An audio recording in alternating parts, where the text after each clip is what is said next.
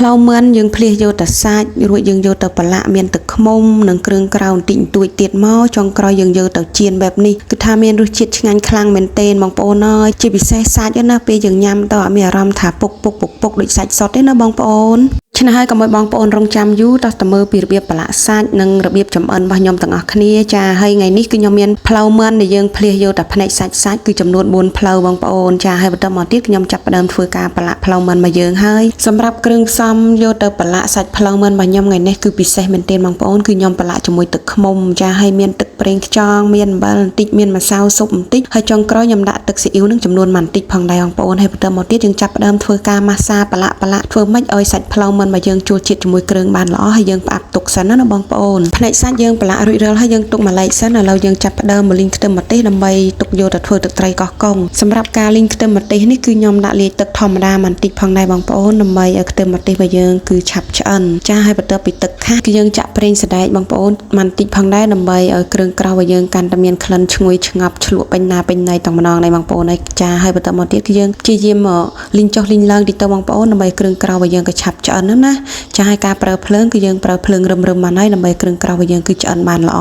ខ្ទឹមម្ទេសយើងលីងបានឆ្អិនហើយបងប្អូនឥឡូវយើងដុសទុកមួយឡែកសិនណាចាយើងចាប់ផ្ដើមយកផ្លូវមិនរបស់យើងមកជីនហើយការជីនថ្ងៃនេះគឺខ្ញុំអត់បានប្រើជាមួយទឹកដូចការជីនសាច់ជ្រូកទេបងប្អូនគឺខ្ញុំប្រើជាមួយខ្លាញ់ចាហើយការប្រើភ្លើងគឺបរិមាណតិចមកសមល្មមមកហើយបងប្អូនដើម្បីសាច់មិនរបស់យើងគឺឆ្អិនដល់សាច់ខាងក្នុងបានល្អណាបងប្អូនសម្រាប់ការជីនផ្លូវមិនក៏មិនជាចំណាយពេលយូរដែរបងប្អូនគឺយើងមើលទៅគឺយើងប្រែចុះប្រែឡើងក្រៀមក្រហមបានប៉ុណ្នេះគឺផ្លូវមិនយើងបានឆ្អិនល្អហើយបងប្អូនចាយើងមើលទៅគឺថាក្រៀមឆ្អិនល្អមែនទែនដោយសារតែយើងបើកភ្លើងរឹមណាបងប្អូនបើយើងបើកភ្លើងខ្លាំងគឺធ្វើឲ្យផ្លូវមិនរបស់យើងបងប្អូនហើយគឺឆ្អិនអត់បានល្អទេច្បាស់ជាមាននៅឈាមខាងក្នុងណាចាបន្ទាប់ពីយើងជីនសាច់ផ្លូវមិនរបស់យើងបានឆ្អិនហើយយើងដុសទុកមួយឡែកសិនមកដើម្បីទុកឲ្យចុះត្រជាក់ចាំយើងចាប់ផ្ដើមហាន់ដូច្នេះហើយជាងដែលយើងរងចាំសាច់មិនឲ្យចុះត្រជាក់យើងចាប់ផ្ដើមមកងាកបុកទឹកត្រីកោះកុងរបស់យើងបងប្អូនចាហើយការបុកទឹកត្រីកោះកុងនេះយើងចាប់ផ្ដើមដាក់ខ្ទឹមម្ទេសយើងបានលីងបាញ់មិញហើយយើងដាក់គ្រឿងទេសបន្តិចបន្តួចបងប្អូនមានអំបិលបន្តិចម្សៅស៊ុបបន្តិចហើយនិងស្ករបន្តិចគឺខ្ញុំប្រើតែមួយមុខបន្តិចទេបងប្អូនហើយបន្ទាប់មកគឺយើងធ្វើការបុកឲ្យល្អិតឲ្យម៉ត់ប៉ុណ្នេះមកចាំយើងដាក់គ្រឿងផ្សំ